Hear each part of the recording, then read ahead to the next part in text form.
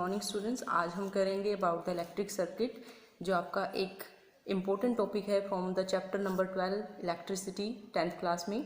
इसमें हम समझेंगे about the electric circuit. Electric circuit है क्या?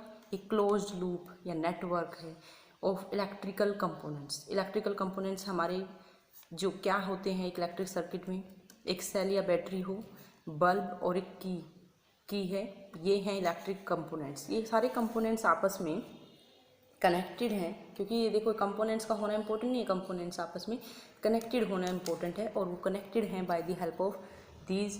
ये जो आपके सिल्वर कलर की वायर्स दिख रही हैं, ये मेटालिक वायर्स हैं। ये मेटालिक वायर्स ने इनको आपस में, सारे कंपोनेंट्स आपस में कनेक्टेड हैं, जिसकी वजह से ये एक नेटवर्क बन गया। ये नेटवर्क बन गया, ये इलेक्ट्रिक सर्किट है। इस सर्किट में करंट फ्लो करेगा। करंट फ्लो करेगा तो बल्ब ग्लो करेगा।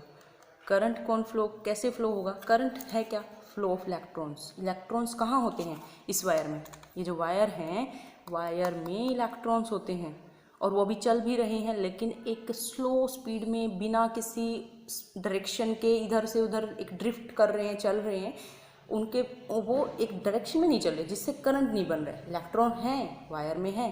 इलेक्ट्रॉन ऑलरेडी मेटालिक वायर, क्योंकि मेटल्स का कैरेक्टर है कि मेटल्स के पास फ्री इलेक्ट्रॉन्स होते हैं। वो फ्री इलेक्ट्रॉन चलते भी हैं, बट नेट डायरेक्शन में नहीं चलते। एक फोर्स चाहिए उनको, वो फोर्स देता है ये सेल या बैटरी। उस फोर्स को ही कहते हैं पोटेंशियल देता है। ये पोटेंशियल डिफरेंस दे देता है ये सेल या बैटरी।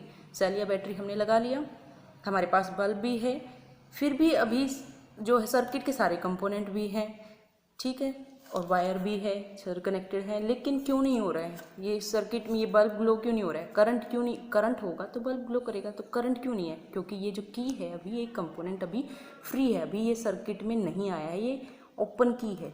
जैसे ही मैं की को प्रेस करती हूँ तो ये जो बल्ब है आपका, ये ग्लो कर गया। ये देखो बल्ब जो है ये ग्लो कर गया, जैसे ही मैंने की को प्रेस किया। जैसे मैंने की को छोड़ दिया, बल्ब बंद हो गया। ये की जो है, ये की एक, ये भी कंपोनेंट है। की को ओपन और क्लोज करें तो सर्किट का, ये भी सर्किट का हिस्सा है। ये अभी ओपन है, मतलब सर्किट से क्लोज नहीं है, सर्किट से जुड़ा नहीं हुआ, तो सर्किट इनकम्प्लीट हो गया। सारे कंपोनेंट आपस में कनेक्टेड होंगे तभी करंट फ्लो करेगा। एक भी कंपोनेंट अगर नहीं कनेक्टेड है तो सर्किट में करंट फ्लो नहीं करेगा। अब सर्किट में करंट, अब ये की मैंने इसको प्रेस किया, बल्ब सर्किट कंप्लीट हुआ, क्लोज्ड हुआ और बल्ब ग्लो किया।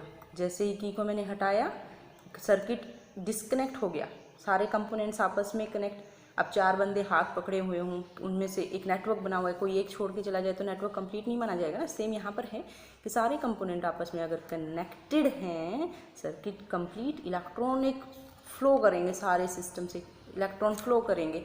जैसे ही ये डिस्कनेक्ट हो गया, इलेक्ट्रॉन्स का फ्लो स्टॉप हो गया, क्योंकि बीच में एक रुकावट आ गई, सर्किट कंप्लीट नहीं हुआ। सर्किट कंप्लीट नहीं हुआ तो करंट फ्लो नहीं हुआ। अब सर्किट कंप्लीट होगा और आपका जो इलेक्ट्रॉन्स है वो, ये अब सर्किट कंप्लीट हुआ, इलेक्ट्रॉन एक अपना सर्किट में फ्लो कर रहे हैं, जिससे बल्ब ग्लो कर रहा है। तो इलेक्ट्रिक सर्किट क्या है? ये आपको कंपोनेंट्स, इलेक्ट्रिक सर्किट एक आपका बहुत ही सिंपल सा सिस्टम है, बहुत आसान है। ये आपको आई होप कि इस प्रैक्टिकल के थ्रू समझ में आया होगा।